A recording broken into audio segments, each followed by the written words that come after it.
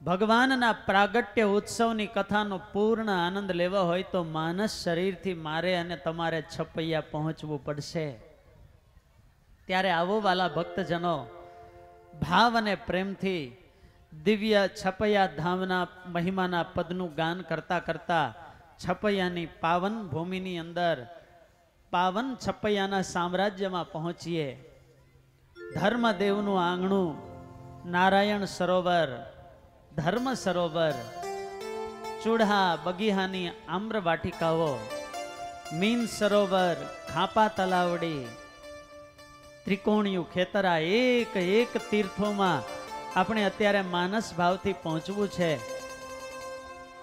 હે વૈકુંઠ ધામ સે ભી મને અતિ ન્યારો લાગે, અતિ ન્યારો લાગે, સુંદર સ્વર્ગ से छपैया गाँव प्यारो लागे. वैकुंठ धाम से भी मने अति न्यारो लागे, अति न्यारो लागे, सुंदर स्वर्ग से छपैया गाँव प्यारो लागे.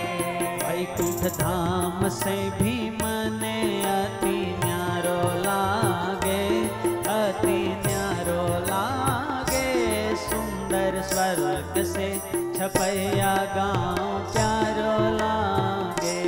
वैकुंठ धाम से भी मने अति न्यारो लागे, अति न्यारो लागे, सुंदर स्वर्ग से छपैया गाँव प्यारो लागे.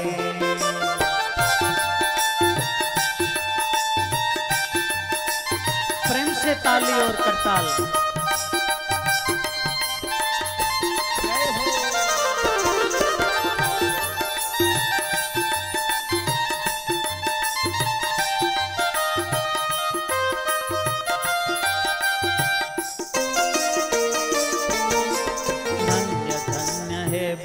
छपैया श्री घनश्याम की प्यारी, धन्य धन्य है भूमि छपैया श्री घनश्याम की प्यारी. धाम धाम के मुक्त पधारे देखत बारंबारी, धाम धाम से मुक्त पधारे देखत बारी बारी. अक्षर भक्तियाला बेलो प्राण प्यारो लागे, प्राण प्यारो लागे, सुंदर स्वर्ग से छपैया गाँव प्यारो लागे. वैकुंठ धाम से भी मने अति न्यारो लागे, अति न्यारो लागे, सुंदर स्वर्ग से छपैया गाँव प्यारो लागे.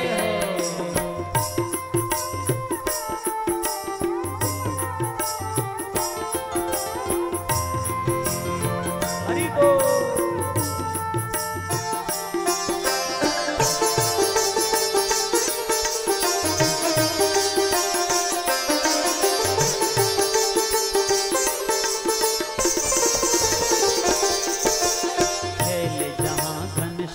प्रभु जी अम्बुवा के छैया, घनश्याम प्रभु जी अम्बुवा की छैया. मीन सरोवर नायनाथ गौ घाट चरावे गैया, मीन सरोवर नायनाथ गौ घाट चरावे गैया.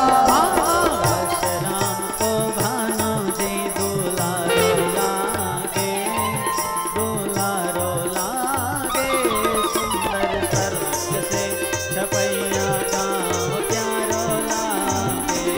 वैकुंठ धाम से भी मने अति न्यारो लागे, अति न्यारो लागे, सुंदर स्वर्ग से छपैया गाँव प्यारो लागे.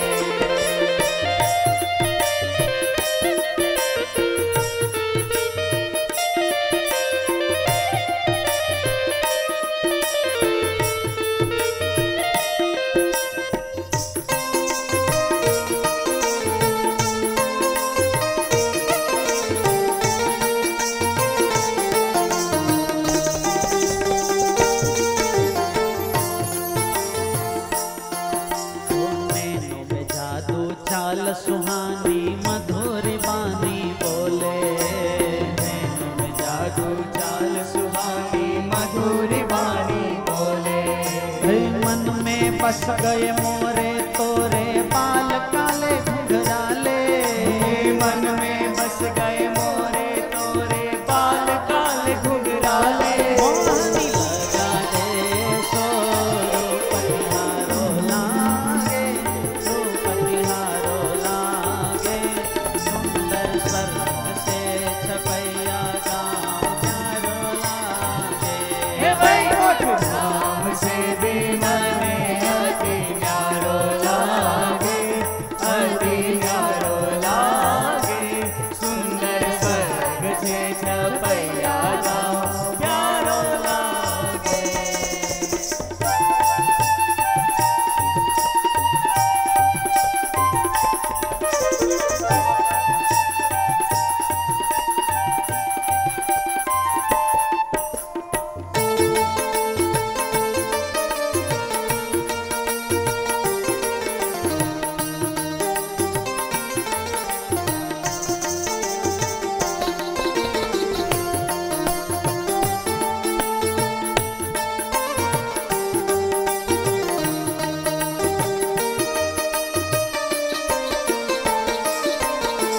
पावन तट है सरयू तेरा हर दिन जहाँ दिवाली।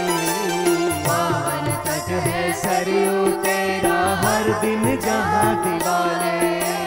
पावन तट है सरयू तेरा हर दिन जहाँ दिवाली। पावन तट है सरयू तेरा हर दिन जहाँ दिवाले। मिटा दे जन्म जन्म का फेरा नगरी छपिया निराली। मिटा दे जन्म जन्म का फेरा नगरी छपैया निराले। में जाओ दास तिहारो मांगे, दास तिहारो मांगे। सुंदर स्वर्ग से छपैया गाँव प्यारो लागे। हे वैकुंठ धाम से भी मने अति न्यारो लागे, अति न्यारो लागे। सुंदर स्वर्ग से छपैया गाँव प्यारो लागे।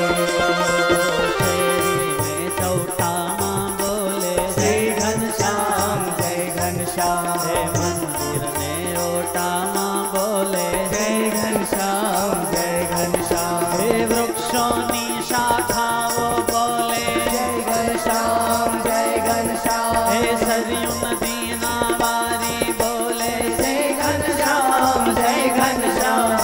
घोड़ा घाटे मोर बोले जय घनश्याम, हे कोयल चारे कोर बोले जय घनश्याम, जय घनश्याम।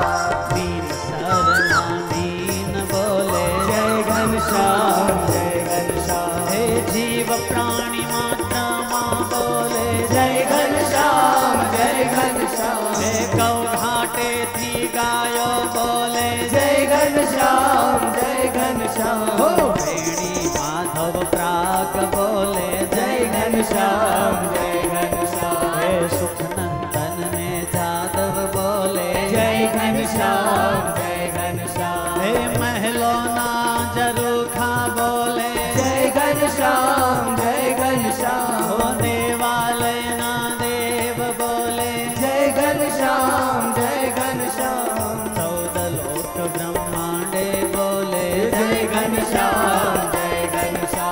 हो आकाशे पाताले बोले जय घनश्याम, जय घनश्याम। हो जय घनश्याम, जय घनश्याम। जय घनश्याम, जय घनश्याम। जय घनश्याम, जय घनश्याम। जय घनश्याम, जय घनश्याम। बोलो जय घनश्याम, जय घनश्याम, जय घनश्याम। जय घनश्याम, जय घनश्याम, जय घनश्याम। जय घनश्याम, जय घनश्याम। बोलिए घनश्याम महाराज जनी जय।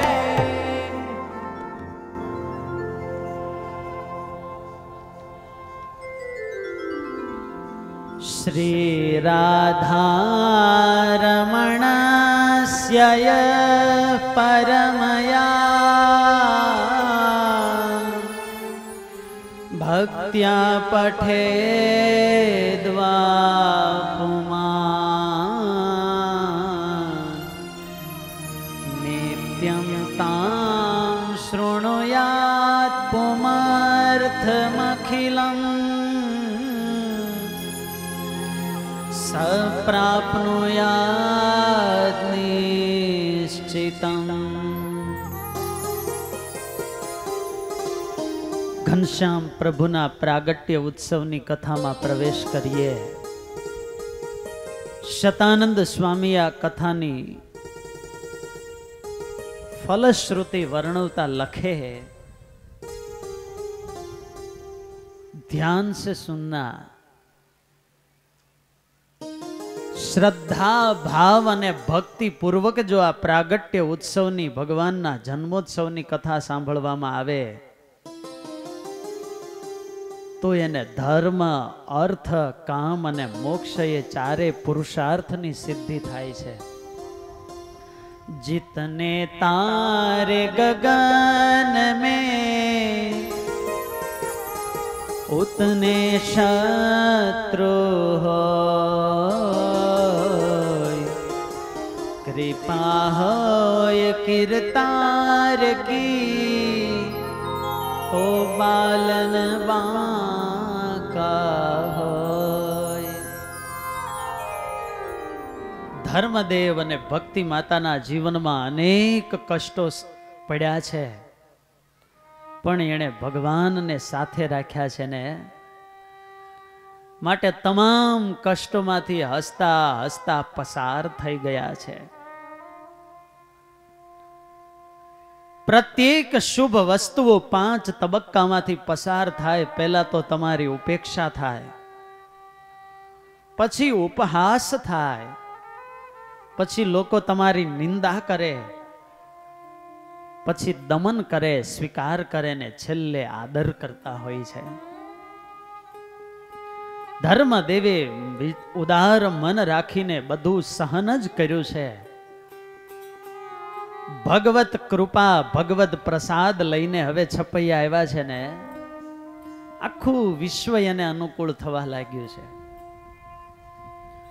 જે ભગવાનને અનુકૂળ થઈને રહે અને સમગ્ર સૃષ્ટિ અનુકૂળ થાય છે. ધર્મદેવના ઘરની સુખ સંપત્તિ અને સમૃદ્ધિ એવી વધવા લાગી, જાણે નાનું રજવાડું હોય ને એવા ધર્મદેવ શ્રીમંત બન્યા. લોકોનું હૃદય પ્રતીતિ કરવા લાગ્યું કે આ ધર્મદેવ પર હરિનો પ્રસાદ થયો છે, ભગવાનની કૃપા થઈ છે, માટે એમને બધા હરિપ્રસાદ કહીને બોલાવવા લાગ્યા. લગ્ન પછી ઘણા વર્ષોએ આવા સુખના દિવસો જોયા છે, માટે ભક્તિ દેવી પણ ખૂબ જ પ્રેમથી પતિદેવની સેવા કરે છે, માટે ભક્તિ દેવીને પણ પ્રેમવતી કહીને બોલાવવા લાગ્યા છે. સુવ્રત મુનિ કહે, રાજન,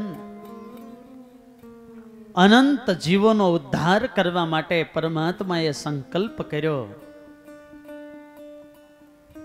સમુદ્ધિધીર સુરજનતામ જગત્યા હરિ સ્વયં સર્વવિદેશ્વરેશ. સર્વજ્ઞ એવા પરમાત્માએ પ્રગટ થવા માટે સંકલ્પ કર્યો. અને હે રાજન, સ્વચિંતના ધ્વસ્ત સમસ્ત દોષે હરિપ્રસાદે સ્વયં વિવેશ. પોતાનું પ્રેમ ભર્યું ચિંતન કરતા કરતા જેના અંતરના તમામ દોષોનો નાશ થયો છે, એવા હરિપ્રસાદ કેતા ધર્મદેવના હૃદયની અંદર ભગવાને પ્રવેશ કર્યો છે. પરમાત્મા આપણા હૃદયની અંદર ક્યારે પધારે? જ્યારે આપણું હૃદય કામ ક્રોધાદિક દોષોથી મુક્ત થાય ત્યારે. એ મુક્ત ક્યારે થાય? તો કે ભગવાન પધારે ત્યારે. કહેતા કે જેનું શુદ્ધ અને નિર્મળ અંતર છે ત્યાં ભગવાન પધારે છે. પોતાનું ચિંતન કરતા કરતા જેનો અંતર નિર્મળ બન્યું છે ને એવા ધર્મદેવના હૃદયમાં ભગવાને પ્રવેશ કર્યો છે. અંતરને નિર્મળ કરવાનો શ્રેષ્ઠ ઉપાય ભગવત સ્મરણ કરીએ. અપ્રયત્ન ચિત્ત વ્યાપારો સ્મરણમ. કોઈ પણ પ્રકારના આયાસ વિના સહેજે સહેજે ભગવાનના સ્વરૂપમાં મન રહે તો એને સ્મરણ કહેવાય. અને મન ન રહે તો ભજન નવદા ભક્તિનો થોડો આયાસ દેવો પડે તો એને ચિંતન કહેવાય. સપ્રયત્ન ચિત્ત વ્યાપારો ચિંતનમ. ધર્મદેવના હૃદયની અંદર ભગવાને પ્રવેશ કર્યો. કોઈ મનુષ્યો કે દેવતાઓમાં ન હોય એવી કાંતિથી દેવ શર્મા જળહળવા લાગ્યા કે જાણે કે સૂર્ય નારાયણ હોય. ભગવાન હૃદયમાં આવ્યા એટલે ધર્મદેવ પણ સંપૂર્ણ નિર્ભીક બન્યા છે. આજ સુધી અસુરોની થોડી ઘણી બીક લાગતી, હવે એ પણ બીક ગઈ. ધર્મદેવનો આ પ્રકાશ જોઈને અસુરો પણ એનાથી ડરવા લાગ્યા. આસુરી તત્વો વેર વૃત્તિ સંભાળીને ધર્મદેવને હેરાન કરવા આવે, પણ હવે તો એના હૃદયમાં ભગવાન છે માટે પાસે આવે ને તો એના હૃદય પણ પરિવર્તન થઈ જાય. સુવ્રત મુનિ કહે છે, રાજન, ઋતુકાળના 16મા દિવસે હવે મારા વાલમ ભક્તિ માતાના ઉદરની અંદર પ્રવેશ કરી રહ્યા છે. બોલીએ ઘનશ્યામ મહારાજની જય. અવતાર લેવાય અક્ષરાધિપતિ કરી છાયતી છપૈયા અવતાર લેવાય અક્ષરાધિપતિ કરી છાલેવા છપૈયા પુરમાં. અવતાર અક્ષરાધિપતિ કરી છાયતી છપૈયા પુરમાં. અવતાર લેવા અક્ષરાધિપતિ કરી છાયતી છપૈયા પુરમાં. વરદાન નકી ધર્મદેવ થકી.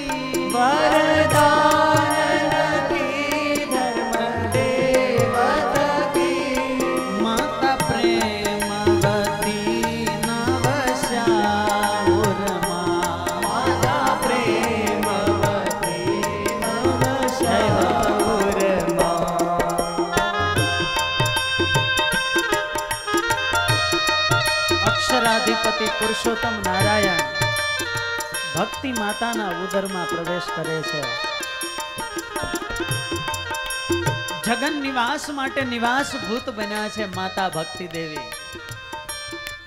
પ્રલય કાળે જે નારાયણ અનંત કરોડો બ્રહ્માંડોને ભાંગીને પોતાના ઉદરમાં સમાવીને સ્વરાટ થતા વિરાજમાન રહે, એ જગન નિવાસ નારાયણને ભક્તિ માતાએ પ્રેમ વશ કરીને પોતાના ઉદરની અંદર સમાવી દીધા. જન્મ કર્મ ચમે દિવ્યમ. માતા દેવહૂતિ અને અદિતિની જેમ ભક્તિ માતા શોભવા લાગ્યા. અદિતિ જનેતા સુર સર્વતણી દેવકી જી માતા જુહી શોભિરયા. જનેતા સુર સર્વતણી દેવકી માતા જુહી શોભિરયા.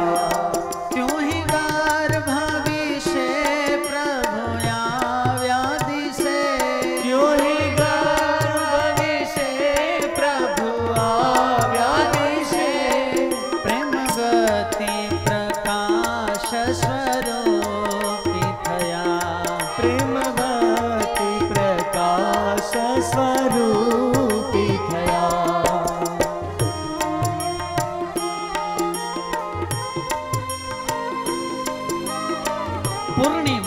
ચંદ્રમાને ધારણ કર્યો હોય એમ ભક્તિ માતા દેવકી યશોદા માં અદિતિની જેમ તેજથી ઝળહળવા લાગ્યા.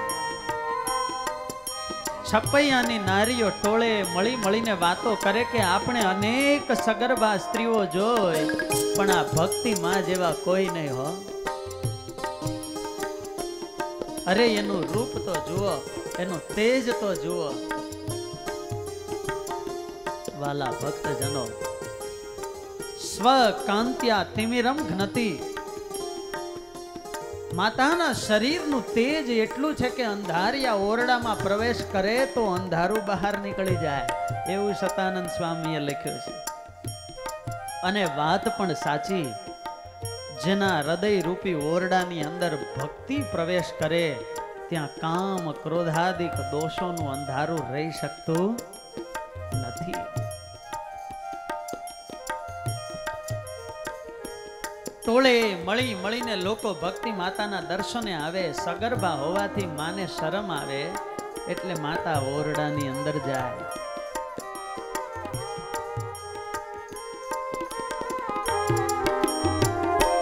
જીવ જન્મે મરે ન સંસાર તરે, તેને ઉદ્ધારવા પોતે ઈચ્છા કરી. જીવ સંસાર કરે તેને ઉદ્ધારવા પોતે ઈચ્છા કરે. ધરુ સૂક્ષ્મ રૂપ સુર મોની ભૂપ, ધરુ સૂક્ષ્મ રૂપ સુર મોની ભૂપ, તેહ પ્રેમ વદીમાં પ્રકાશ હરી. તેહ પ્રેમ પ્રકાશ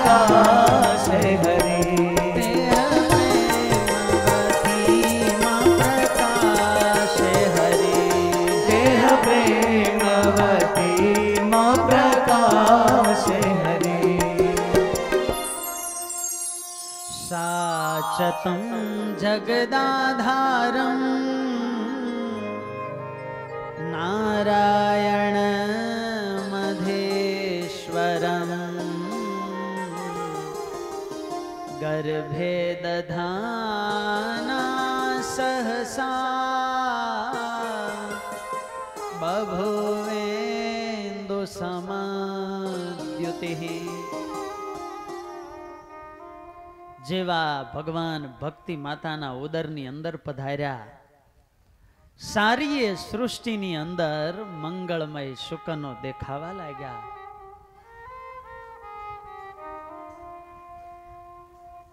સુવ્રત મુનિ કહે છે, રાજન, પરમાત્માનો ગર્ભાધાન સંસ્કાર થયો છે.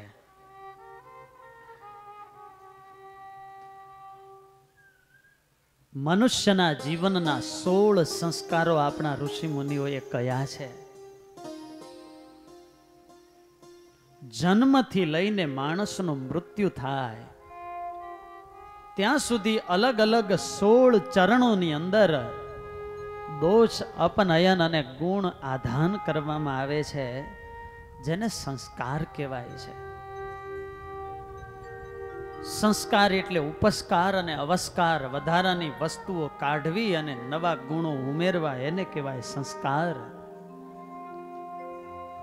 જીવનની અંદર દરેક વ્યક્તિ નિસ્સીમ સંભાવનાઓનો સ્વામી છે, પણ એ અનુસાર એની અંદર પડેલા ગુણોને પ્રગટાવવાની જે પ્રેક્ટિકલ પ્રક્રિયા છે એ આપણી ભારતીય સંસ્કાર પદ્ધતિ છે. તેજાબના અગ્નિમાં કે ભઠ્ઠીમાં નાખેલું અશુદ્ધ સોનું એ શુદ્ધ બને, એમ એક ચેતના ગર્ભની અંદર આકાર લે ત્યાંથી લઈને મૃત્યુ સુધી એને 16 સંસ્કાર દ્વારા શુદ્ધ કરવામાં આવે છે. ને દરેક સંસ્કાર એક ઉત્સવ કહેવાય છે. એમાં પહેલો સંસ્કાર છે ગર્ભાધાન સંસ્કાર. પાશ્ચાત્ય સંસ્કૃતિએ એ સિદ્ધાંત પ્રાપ્ત કર્યો કે બાળકનો જન્મ થાય પછી એને જેવા સંસ્કાર આપો ને એવું એનું ઘડતર થાય. એના માટે મોન્ટેસરીઓ વિદેશની અંદર બનાવે છે, બાળકોનું ઘડતર કરે છે. વાલા ભક્તજનો, આપણું ભારતીય ઋષિ વિજ્ઞાન તો કહે જન્મ થયા પછી નહીં.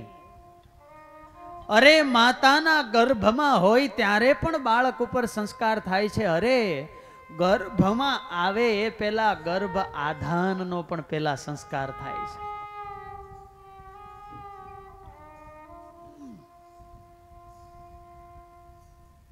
પરિવારની અંદર રાધા, જાનકી કે દ્રૌપદી સમાન પુત્રીની પ્રાપ્તિ કરવી હોય, કે રામ, કૃષ્ણ, લવ, કુશ, શ્રવણ જેવા પુત્ર રત્નની પ્રાપ્તિ કરવી હોય, તો એના પહેલા માતા પિતા પવિત્રપણે જીવન જીવે. ઋતુકાળના જે દિવસો હોય એ સમયે ભગવાન પાસે પૂજામાં બેસી અને ભગવાનના માતા પિતા એવા દેવકી અને વસુદેવ, દશરથ અને કૌશલ્યા, ધર્મદેવ અને ભક્તિ માતો એનું પવિત્ર વિચારો દ્વારા આવાહન કરે. અને આ કલ્યાણની કામનાથી જ્યારે માતા રૂપી ભૂમિમાં પુત્ર રૂપી બીજનું આદાન કરવામાં આવે છે, ત્યારે એ ગર્ભાધાન સંસ્કાર કહેવામાં આવે છે. શુભ સંકલ્પ સાથે ગર્ભ બીજ દાન થાય. પછી બીજો સંસ્કાર આવે પુંસવન સંસ્કાર. કોઈ આત્મા માતાના ગર્ભમાં જ્યારે આકાર લેતી હોય છે, ત્યારે એ જીવાત્માની રક્ષાને માટે દેવતાઓને પ્રાર્થના કરવામાં આવે, એને કહેવાય છે પુંસવન સંસ્કાર. યહ અવસર વૃષભક્તિ પ્રવીણા ગુણમય ગણપતિ કાવ્રત કીના. ગર્ભની રક્ષાને માટે સંયમ પૂર્વક માતા વ્રત કરે. ધર્મદેવ અને ભક્તિ માતા ગણપતિજી મહારાજનું વ્રત કરે છે. અખંડિતાર્ષ મર્યાદ એવા ભગવાન સ્વામિનારાયણના માતા પિતા તમામ વૈદિક વિધિઓ કરે છે. ત્રીજો સંસ્કાર આવે, એને કહેવાય છે સીમંત સંસ્કાર. જ્યારે બાળક માતાના ગર્ભમાં 4 મહિનાનું થાય, ત્યારે એને ઇન્દ્રિયો અંતઃકરણ આવે, એનામાં ચેતના આવે, એની બુદ્ધિ પ્રતિભાનો વિકાસ થવા માંડે છે. અને એ વખતે બાળક ઉપર માના વિચારોની ખૂબ મોટી અસર પડતી હોય છે. એટલા માટે માતા પ્રસન્ન રહે એના માટે સીમંત વિધિ હોય છે. એને પ્રસન્ન રાખવાનો આ વિધિ હોય છે. માં પર બધા ખૂબ પ્રેમ વરસાવતા હોય છે. જ્યારે બાળક માતાના ગર્ભમાં હોય ત્યારે માતા જેવા વિચારો કરે છે ને એની અસર બાળકના જીવન ઉપર થાય છે.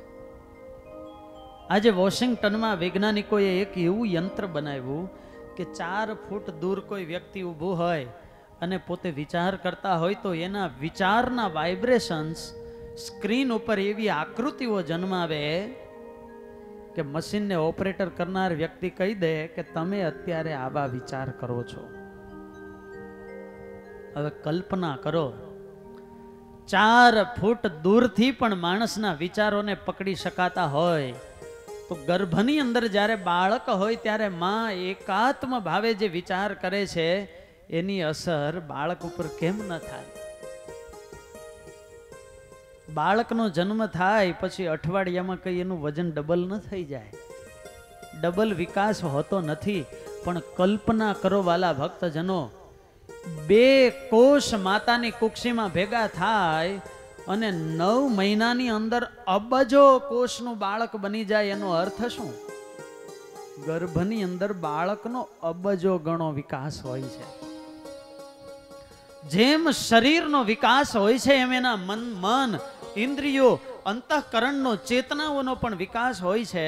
અને એ વખતે આ વિચારોની બહુ મોટી અસર હોય છે. માટે માતાએ ખૂબ સંયમ રાખવો એ બહુ જરૂરી છે. બીભત્સ નાચ ગાન, ખરાબ ક્રિયાઓ કે ખરાબ વિચારો આ સમયે કરાય નહીં. ભક્તિ માતા આખો દિવસ ભાગવતનો પાઠ કરે છે અને નારાયણ મંત્રનો જપ કરે છે. પ્રહલાદજીએ માતાના કયાધુમાં રહી અને કયાધુના ઉદરમાં રહીને નારદજીનો સમાગમ કરેલો. અને વાલા ભક્તજનો, અસુર યોનિની અંદર ધ્રુવજી જેવા ભક્ત થયા. માં સુભદ્રાના ઉદરમાં રહીને અભિમન્યુએ 7 કોઠાની યુદ્ધ વિદ્યાનો શ્રવણ કરેલું. આવા પરાક્રમી અને શૌર્યવાન બન્યા. વાલા ભક્તજનો, શિવાજી મહારાજનું નામ કોણ નથી જાણતો? જે વખતે ભારતની અંદર મુગલોનું સામ્રાજ્ય હતું એ વખતે એક નારી સંતને ભિક્ષા દેવા માટે આવી. સંતને દુખી થયેલી આ નારીએ એટલું જ કહ્યું કે મહારાજ, આ ભારતનો ઉદ્ધાર કેમ થશે? અને એ વખતે સંતે નારીને આશીર્વાદ આપ્યા, બેટા, આ તારા ઉદરમાં રહેલો બાળક છે ને એ ભારત વર્ષનો ઉદ્ધાર કરશે. અરે શું કહો છો બાપજી? હા જીજાબાઈ, એના માટે તમારે બસ એક કામ કરવાનું છે. રામાયણ અને મહાભારતના ગ્રંથોનું પઠન કરો, શૌર્ય કથાઓ સાંભળી અને તમારા ઉદર થકી એવો બાળક જન્મશે કે જે મોગલોને પણ હંફાવશે. હે પેટમાં પોઢીને સાંભળેલી બાળે રામ લક્ષ્મણની વાત, હે પેટમાં પોઢીને સાંભળેલી શિવે રામ લક્ષ્મણની વાત, માતાજીએ મુખ જે દીધી, હે ઉડી એની ઊંઘ તે દીધી, શિવાજીને નીંદરો નાવે, માતાજી જાબાઈ ઝુલાવે. રામાયણ મહાભારતની એ શૌર્ય કથાઓ સાંભળીને જીજાબાઈની કુખે આવા શુરવીર શિવાજી થયા. ત્યારે આ ગર્ભના સંસ્કારની તો બહુ મોટી અસર હોય છે. અત્યારે આપણે નવસારી વિસ્તારની અંદર એક કાંતિ ભગત છે, બહુ એકાંતિક ભક્તરાજ છે. સત્સંગમાં, પરિવારમાં, એ વિસ્તારમાં કોઈ સ્ત્રી સગર્ભા છે એને ખ્યાલ આવે ને એટલે એની પાસે જાય, પવિત્ર જીવન કેવી રીતે જીવવું એની વાત કરે. ભક્ત ચિંતામણીનો ગ્રંથ આપે ને એક ગ્રંથનો પાઠ કરવાનો નિયમ આપે. વાલા ભક્તજનો, જેટલા મહિલા ભક્તોને આ નિયમો આપ્યા છે ને એને પાળ્યા છે ને, 100% રિઝલ્ટ મળ્યું છે કે દરેક બાળકો સંસ્કારી અને સારા વિચારવાળા થયા.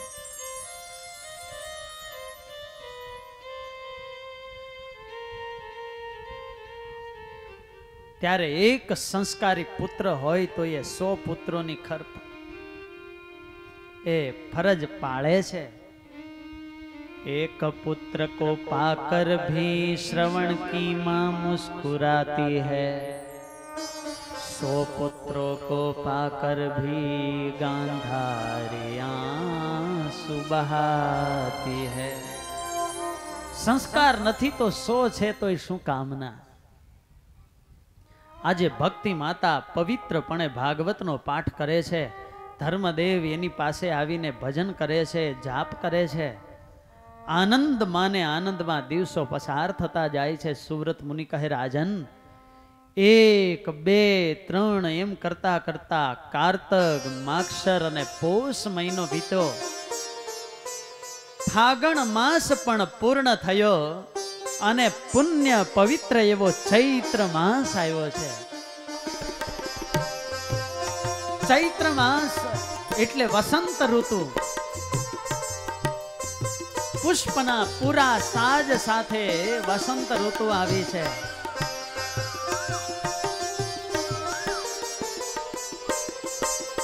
થશે પ્રભુ પ્રાદુર્ભાવ જાણી, અર્ચું જઈએ માયાનંદ આણી. થશે પ્રભુ પ્રાદુર્ભાવ જાણી, અર્ચું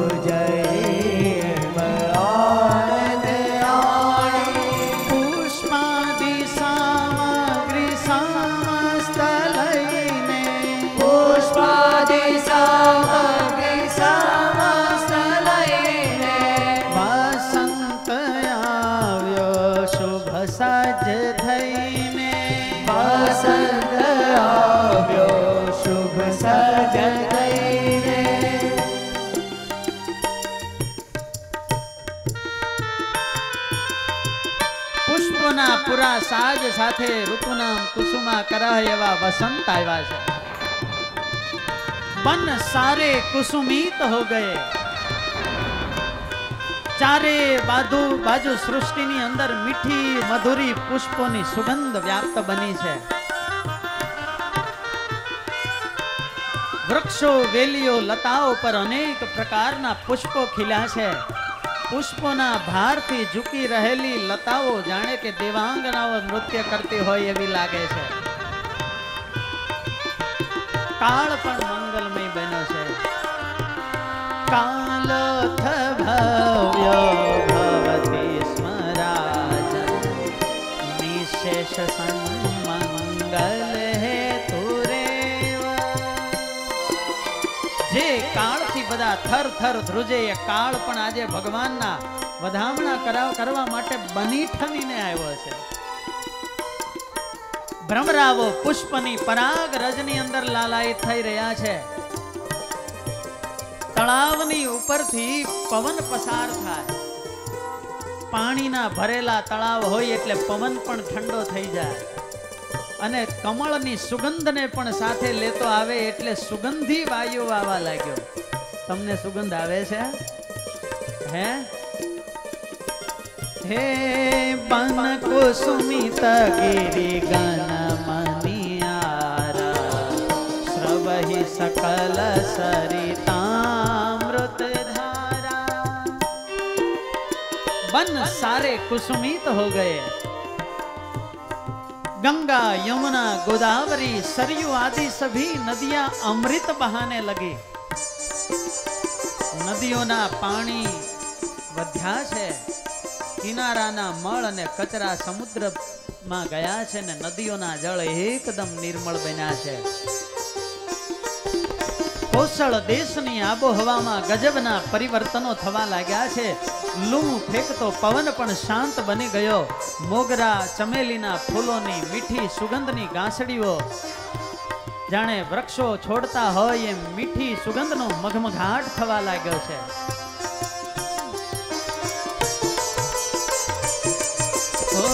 शीतल मंद सुरभि बहबाऊ हर्षित सुर संतन मन चावो. બધાને આનંદ. એ સાધુ સંતો ભિક્ષા માંગવા જાય તો એને જોડીમાં લોટને બદલે લાડુ મળવા લાગ્યા છે. તાળી નહીં પાડો. અમારું કંઈક આવવું જોઈએ ને. તમારું કહીએ.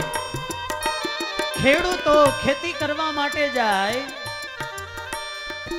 હળ ત્રિકમ પાવડા લઈને જાય ને જમીનને ખોદે ને ત્યાં જમીનમાંથી રત્નો અને ચરુઓ નીકળવા લાગ્યા છે.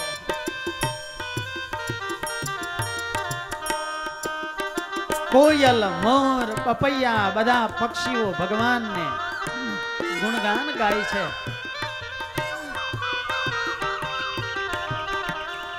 શિકારીઓ શિકાર કરવા માટે વન બાજુ જાય પણ દિલમાં દયાના નિઝરણા ફૂટે કે આજે કંઈ નહીં, આપણે કાલે, આજે કંઈ નહીં કાલે શિકાર કરીશું. આમ એમણે શિકાર કરવાનું પણ બંધ કરી દીધું છે. હો ત્યાં અષ્ટ સિદ્ધિ નવનિધિ આવે વિનતી તેણે વૃષને સોણાવી. મહાપ્રભુજી પ્રગટા પ્રમાણી સેવા કરાની તક શ્રેષ્ઠ જાણી. અષ્ટ સિદ્ધિ અને નવનિધિ ધર્મદેવના ઘેર આવી ગઈ છે. અમારે પ્રભુ પ્રાગટ્ય માટે સેવાઓ કરવી છે. ધર્મદેવ પણ યજ્ઞ દાન આદિકની અનેક પ્રકારની સામગ્રીઓ એકત્રિત કરવા લાગ્યા છે. લોકોને અનેક પ્રકારના નિત્ય પ્રત્યે મંગળ શુકનો થવા લાગ્યા. ગામની બહાર લોકો જતા હોય તો કુંવરી કન્યાઓ સામે પાણી ભરતી મળે. હરણોના ઝુંડ ડાબી બાજુથી નીકળે તો સામે હાથીના દર્શન થાય.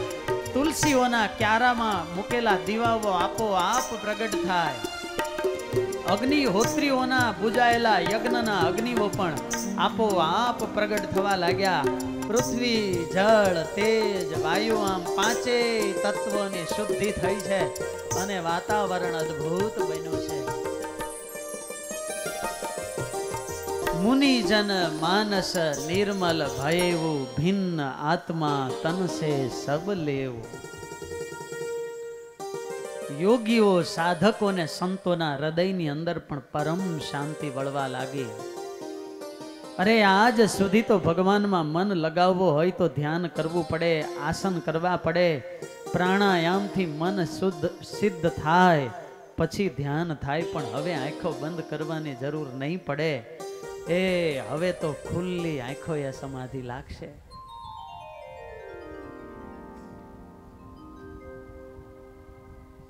સુવ્રત મુનિ કહે છે, રાજન, તમામ પ્રકારે વાતાવરણ બનવા લાગ્યું છે. ભગવાન ભક્તિ માતાના ઉદરની અંદર છે એટલે આકાશ માર્ગે દેવતાઓ આવી અને નિત્ય પ્રત્યે ધર્મદેવના ઘર ઉપર પુષ્પોની વૃષ્ટિ કરે. દેવતાઓ ભક્તિ માતાને સ્તુતિ કરે, ગર્ભ સ્તુતિ કરે કે હે માં તું કેટલી ભાગ્યશાળી છે. પ્રલય કાળે જે નારાયણ અનંત બ્રહ્માંડોને ઉદરમાં સમાવે એ નારાયણને માં તે તારા ઉદરમાં સમાવી દીધા. અને સ્તુતિ તો ગર્ભની કરે ને. આમ તો એકવાર ગર્ભ રડતો રડતો ભગવાનની પાસે આવ્યો. ભગવાન કહે, બેટા શા માટે રડે છે? અરે પ્રભુ શું કહું, સાધુ સંતો કથાકારો તમામ શાસ્ત્રકારો બધા મારી પાછળ પડી ગયા છે. પ્રેમ સે બોલો જય સ્વામિનારાયણ. બસ બધા એક જ વાત બનાવે કે આ જન્મે એવું કર્મ કરી લેવું કે બીજી વાર ગર્ભમાં ન આવવું પડે. પ્રભુ મેં એવા શું પાપ કર્યા છે કે બધા મારી નિંદા કરે છે? ભગવાને કહ્યું, બેટા તું ધીરજ રાખ. આજે ભલે આ દેવતાઓ તારી નિંદા કરતા, પણ એક દિવસ હું જ્યારે માતાના ઉદરમાં ને ગર્ભમાં આવીશ ને ત્યારે જા બેટા, ઇન્દ્ર અને બ્રહ્માદિક દેવતાઓ પણ તારી સ્તુતિ કરશે.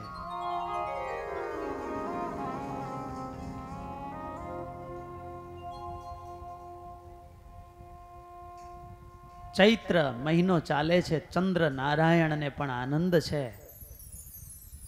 ભગવાન રામચંદ્રના પ્રાગટ્ય વખતે ચંદ્ર નારાયણ રડતા હતા.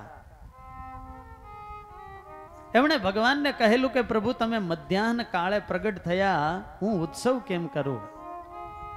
ભગવાન કહે, જા આવતી વખતે આવું ને ત્યારે મધ્યરાત્રિએ આવીશ. અરે પ્રભુ, અમાસની રાત્રિએ આવો તો પણ મને દર્શન ન થાય. ત્યારે ભગવાને કહ્યું કે અંધારિયામાં પણ આવીશ અને અજવાળિયામાં પણ હું પ્રગટ થઈશ.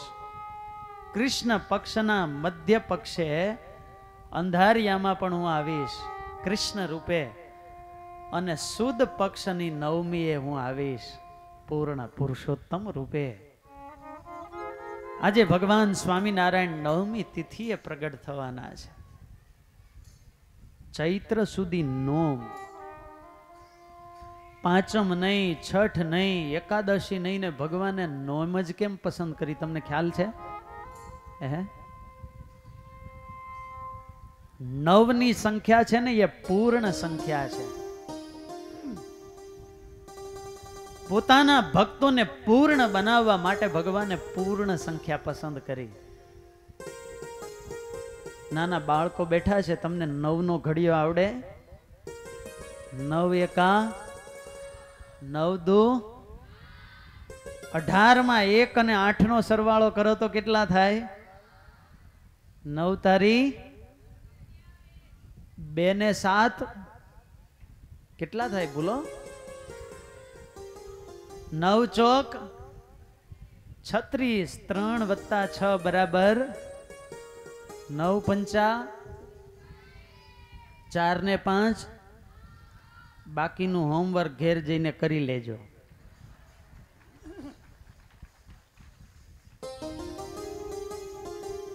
જીવ પ્રાણી માત્રને બાંધનારા 8 આવરણો છે. અષ્ટૌ ગ્રહા.